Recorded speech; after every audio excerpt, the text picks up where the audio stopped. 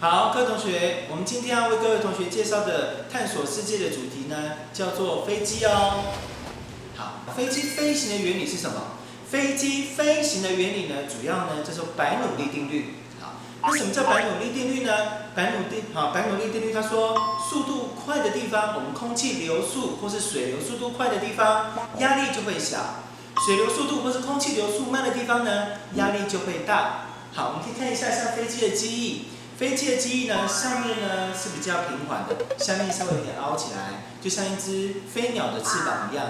鸟类的翅膀也大概跟我们的机翼有相同的构造。这样的构造有什么好处呢？你会发现，当我们的空气流过上面我们的机翼或者鸟的翅膀的上方的时候，流速是比较顺的，比较顺畅，所以空气分子会比较整齐的流过去。下面的地方因为有一点弧度，所以呢它流过去的时候稍微转了一下。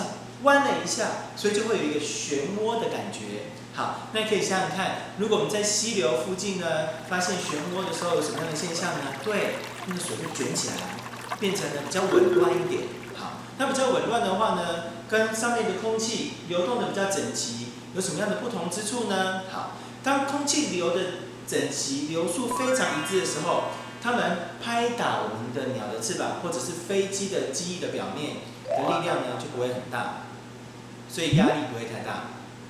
好，那如果说我们的飞机下面的空气或是鸟翅膀下面的空气流过去的时候，因为它有点弧度，所以它旋转，就像我们的水流有漩涡一样，它会卷来卷去，造成很混乱的情况。那一堆空气分子，如果大家很混乱的跑来跑去，就会造成打击我们的那个飞机下方的翼面呢，会有比较大的力量，就会造成压力大。好，所以上面流的整齐，流速整齐。拍打翼面压力小，下面流速比较紊乱，大家拍打翼面的压力大，所以到最后我们的飞机就会上面力量小，下面力量大，让它整个呢有一个上升的力量。这个就是白努利定律，让飞机飞行起来的原理哦。